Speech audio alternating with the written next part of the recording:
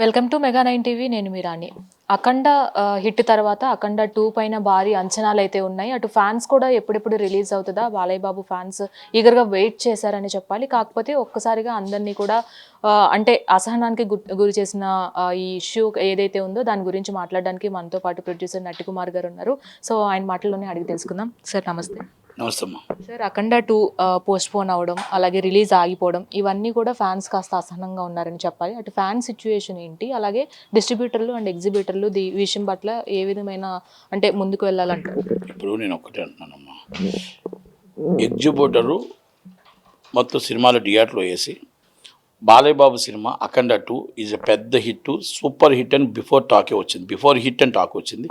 అందరూ కూడా చాలా డాకు మహారాజ్ కంటే హైప్ రేట్లో కొన్నారు. హైప్ రేట్లో సినిమాని రిలీజ్ చేయడానికి ప్రయత్నం చేశారు. బాగా థియేటర్లు అసలు కన్వీనియర్ కానీ మొత్తం నాకు తెలిసి 2000 పైన థియేటర్లు, పైన 2000-3000 పైన థియేటర్లు ఉన్నాయి. అన్ని థియేటర్లు మొత్తం రిలీజ్ చేస్తే, రిలీజ్ చేయడానికి అన్ని సన్నాహాలు చేస్తే, అభిమానులు ఉదయం నుంచి వచ్చి కాపలా కాసి టికెట్లు తీసుకొని లైన్ కట్టి దండలు వేసి పాలాభిషేకం చేసి హోమాలు చేసి దండం పెట్టి గుడులకు వెళ్ళి దండం పెట్టి ఈ సినిమా మా బాలయ్య బాబు సినిమా హిట్ కావాలని అంత ప్రయత్నాలు చేస్తే ఆల్ ఆఫ్ ది సడన్ సాయంత్రం 5:30కి మేము చిన్న షాక్ ఇస్తున్నామని చెప్పి ఒక షాక్ ఇచ్చారు. ఫస్ట్ ప్రీమియర్ షో క్యాన్సిల్, తర్వాత వచ్చి 12:15కి రాత్రి 5 క్యాన్సిల్. పెద్దలందరూ కూడా ఎంటర్ అయ్యారంటే 5 గంటలకు ఎంటర్ అయ్యారు. 5 గంటలకు ఎంటర్ అయ్యే వల్ల కాలేదు. ఎందుకు కాలేదు? దేనికి కాలేదు? ఈ సినిమాకి డబ్బు ఎంత వచ్చింది? ఈ సినిమా బిజినెస్ ఎంత అయింది? ఈ సినిమా మొత్తం కాస్ట్ ఆఫ్ ప్రొడక్షన్ ఎంత అయింది? మొత్తం డిస్ట్రిబ్యూటర్లు కట్టిన డబ్బు ఎంత? 100 కోట్లు పైన కట్టారు. ఈ సినిమా ఎందుకు మరి మీ బడ్జెట్ ఎంత అయింది? శాటిలైట్ ఎంత వచ్చింది? డిజిటల్ ఎంత వచ్చింది? ఇవన్నీ తీసుకుంటే అంతకంటే ఎక్కువ లాభాల్లో టేబుల్ ప్రాఫిట్లో సినిమా ఉంది. ఎవరైనా ఊహిస్తారా ఈ సినిమా ఆగుతుందని? ఎవరైనా ఊహిస్తారా బాలయ్య బాబు సినిమా ఆగిపోద్ది చరిత్రలో ఇలాగ అవుద్దని అనుకుంటారా? ఊహకు కూడా అందకుండా ఒక షాక్లో ఉండిపోయారు ఎగ్జిబ్యూటర్లు, ఒక షాక్లో డిస్ట్రిబ్యూటర్లు ఉండిపోయారు, ఒక షాక్లో అభిమానులు ఉండిపోయారు. ఆనందం చూసి కన్నీరు పెట్టుకున్నారు. ఆనందం వల్ల పోయి కన్నీరు పెట్టుకొని ఏంటిది టికెట్ తీసుకుంటూ రిటర్న్ తీసుకుంటూ ఏంటిది మా హీరో సినిమా చూద్దామని ఎన్ని బాధపడి వచ్చారు. ఒంట్లో బాలేని వాళ్ళు వచ్చారు, కాళ్ళు లేని వాళ్ళు వచ్చారు, జ్వరంతో వచ్చారు, బాధపడుతూ వచ్చారు, ముసలి వాళ్ళు వచ్చారు మా బాలయ్య బాబు సినిమా చూడాలి. 200 కోట్లు బడ్జెట్ అయితే అందులో 150 కోట్ల వరకు కూడా ప్రీ రిలీజ్ బిజినెస్ జరిగిపోయింది ఆల్రెడీ. బట్ కానీ ఇంకా టెక్నికల్ ఇష్యూస్, ఫైనాన్షియల్ ఇష్యూస్ అన్ని ఎందుకు ఆ సంస్థ చెప్పుకోవడం జరుగుతుంది? దీని పట్ల ఇండస్ట్రీ నుంచి ఎవరైనా మాట్లాడాలి? పాత బాకీలు వాళ్ళకు ఉన్నాయమ్మా.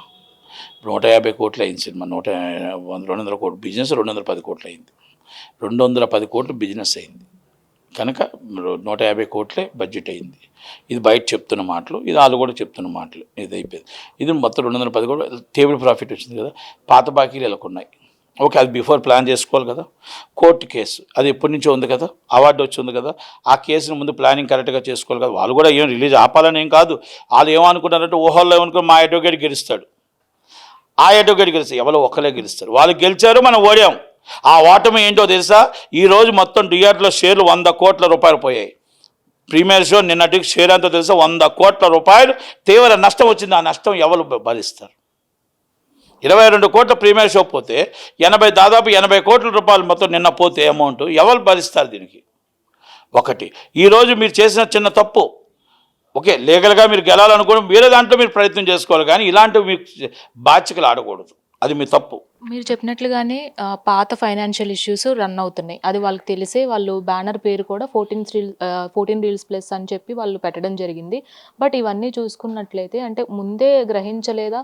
ఒకరు గ్రహించి ఉంటే ఇంత అజాగ్రత్త ఏంటంటే? ఇప్పుడు మాటమ్మా, ఆల్రెడీ ప్లానింగ్లో వాళ్ళు ఎవరెవరో ఉన్నారో మనకు తెలుసుకోగలగాలి. తెలుసుకొని జాగ్రత్తగా ఉండాల్సిన బాధ్యత, రెస్పాన్సిబిలిటీ మన మీద ఉంది.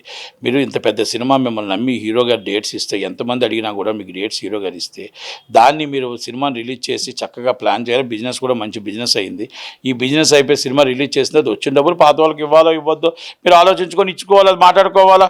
ఒక ఈరోజు ఇంటర్నేషనల్ ప్రాబ్లం ఉంది, డబ్బు డిపాజిట్ చేస్తామా లేకపోతే ఏం చేస్తామో, ఈరోజు ఏదో ఒకటి సినిమా రిలీజ్ అవ్వాలా అని ప్లాన్ చేసుకోవాలా. ఈరోజు ఇంటర్నేషనల్ కూడా బయట వాళ్ళు కాదమ్మా, బాలయ్య బాబుతో సినిమా తీసిన వాళ్ళే.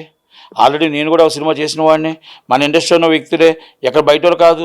మనం వాళ్ళతో కూర్చొని మాట్లాడుకోవాలి, లేదా బాలయ్య బాబు గారికి చెప్పాలి, లేదా బోయపాటి గారికి చెప్పాలి, లేదా మన ఇంట్లో మన సినిమా పెద్దలకు చెప్పాలి, ఈ ప్రాబ్లం సాల్వ్ చేయండి సార్ అని. సినిమా అంటే ఆటలు కాదు. మీరేం అలాగనే సీనియర్, మీరు చిన్నోళ్ళేం కాదు, సీనియర్గా ఎన్నో సినిమాలు తీశారు పాపం. మీరు ఎక్కడ కూడా మంచో కాదో మేము చెప్పట్లేదు, కానీ మంచితనాన్ని ఇలా ముంచడం అనేది కూడా కరెక్ట్ కాదు.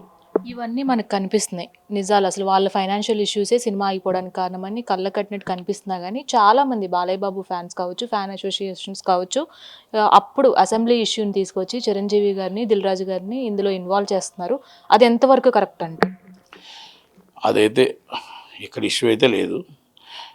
ఇక్కడ దిల్ రాజు గారికి సెటిల్మెంట్ రాదు, అది చెప్పగలుగుతాను. కానీ ఇష్యూస్ అయితే లేవు. ఆ ఇష్యూస్ మనం, ఎందుకంటే సినిమా అనేది నిజంగా ఫైనాన్స్ ప్రాబ్లం వచ్చి ఆగింది. ఆయన సెటిల్మెంట్ చెయ్యాలి అంటే దానికి ఒక దాసనారాయణ గారి లాగా కూర్చొని ఒప్పించాలి. అంతే తప్ప ఏదో మన పదవి వచ్చింది మనం కూర్చున్నాం అంటే అవదు అది. ఆయన ఎందుకు నేను ఈ మాట అన్నానంటే, 3 రోజులు కూర్చొని ఏం సాధించారు? సినిమా అంటే మీరు డిస్ట్రిబ్యూటరే, మీకు తెలుసు. కానీ మీరు ఒడ్డునున్నారు. ఏమని? మీరు డబ్బు ఇవ్వలేదు. డబ్బు డిఆర్ దగ్గర కలెక్ట్ చేసి మీ దగ్గర పెట్టుకొని సినిమా రిలీజ్ అయితే డబ్బు ఇస్తానన్నారు. ఆంధ్ర వాళ్ళంతా అమాయకులు కాబట్టి డబ్బు మొత్తం ఇచ్చేశారు. ఈరోజు వాళ్ళ ఆందోళన ఉన్నారు, మీరు హ్యాపీగా ఉన్నారు. నేనేమంటున్నానంటే, సినిమా రిలీజ్ అవ్వాలి అంటే మీకు తెలియదా? ఒక సినిమా నష్టపోయింది, అన్నీ తెలిసే ఫైనాన్సర్లు ఇచ్చారు, అన్నీ తెలిసే వాళ్ళంతా చూశారు. కాబట్టి వాళ్ళు ఎంత ఉందో రేషియో ప్రకారం తీసుకొని సినిమా రిలీజ్ చేయాల్సిన బాధ్యత, రెస్పాన్సిబిలిటీ ఉంది.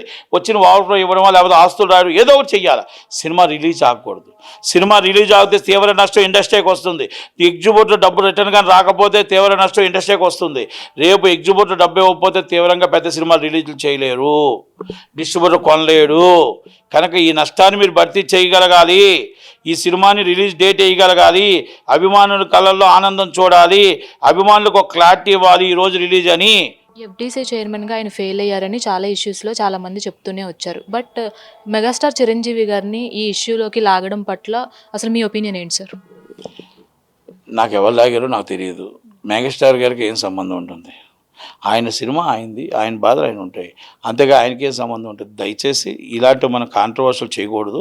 సినిమా ఎలా రిలీజ్ అవ్వాలి, ఏ విధంగా రిలీజ్ అవ్వాలి, ఎగ్జిబ్యూటర్లు ఏ విధంగా సేఫ్ అవ్వాలి, అభిమానులు ఏ విధంగా ఆనందపడాలి, సినిమా మంచి సినిమా అని పాడు చేసుకోకూడదు. సినిమా రిలీజ్ అవ్వాలని కోరుకుందాం తప్ప కాంట్రవర్షియల్ చేయకూడదు. Thank you. అలాగే ఫైనల్గా ఒక క్వశ్చన్ సార్. ఇప్పుడు జరిగిన నష్టాన్ని అంటే అంతా పూడ్చాలి అంటే ఖచ్చితంగా రిలీజ్ డేట్ అనేది అనౌన్స్ చేయాలి. నిన్న ఒక పోస్ట్ పెట్టారు, వాళ్ళు త్వరలోనే అనౌన్స్ చేస్తామని చెప్పారు కానీ పర్టికులర్ డేట్ అనేది వాళ్ళు చెప్పట్లేదు, ఎప్పటికీ కూడా చెప్పలేకపోతున్నారు.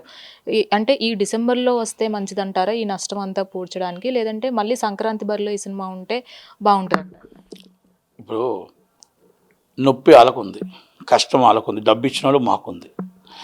ఆ సంక్రాంతి బరిలో మేమందరం సినిమాలు కమిట్ అయి ఉంటాం, ఎగ్జిబ్యూటర్లు అంతా. సంక్రాంతి బరిలో మేము ఆల్రెడీ ఇంకో సినిమాకి అయ్యి ఈ సినిమా వేయరు. మరి ఆ డబ్బు అంతా, ఈ డబ్బు మాకు డబ్బు వాపసు ఇవ్వాలి. సంక్రాంతి బరిలో అంటే డబ్బు వాపసు ఇచ్చేసి ఆ సంక్రాంతి కొనుక్కున్న కొనుక్కుంటారు. అది ఎలా చేసినా పర్లేదు. ఎగ్జిబ్యూటర్ దగ్గర కలెక్ట్ చేసిన 100 కోట్లు అబ్బో డబ్బు వాపసు ఇవ్వాలి. సినిమా డేట్ అనౌన్స్ చేసుకోవాలి. ఎవరికుంటే వాళ్ళు కొనుక్కుంటారు, ఏ డేట్ అయితే వాళ్ళు వేసుకోవచ్చు. కానీ సినిమాని ముందు ఎగ్జిబ్యూటర్లో తీసుకున్న డబ్బు, డిసెంబర్ 5 అని కలెక్ట్ చేసిన డబ్బు, డిసెంబర్ 5 ప్రీమియర్స్లో డిసెంబర్ 4 అని చెప్పిన డబ్బు ముందు రిటర్న్ ఇవ్వాలి.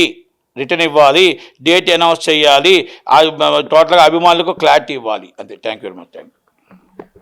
చూసుకున్నట్లయితే అఖండ 2 రిలీజ్ పోస్ట్ పోన్ పైన కూడా ఖచ్చితంగా ఏదర్ డేట్ అయినా కానీ మీరు అనౌన్స్ చేయండి, లేదంటే ఇప్పటి వరకు తీసుకున్న డబ్బులైనా సరే రిటర్న్ చేయండి. ఎందుకంటే ఈ మధ్యలో అటు బాలయ్య బాబు ఫ్యాన్స్ ఎంత అసహనంకి వ్యక్తం చేస్తున్నా కానీ ఇక్కడ నష్టపోయింది కేవలం అటు డిస్ట్రిబ్యూటర్లు కావచ్చు, ఎగ్జిబిటర్లు కావచ్చు. కాబట్టి వాళ్ళందరి నష్టాన్ని కూడా పూడ్చే విధంగా మీరు ఖచ్చితంగా ఏదో ఒక డేట్ అనేది అనౌన్స్ చేయాలి అని ప్రొడ్యూసర్ నట్టి కుమార్ గారు చెప్తున్నారు.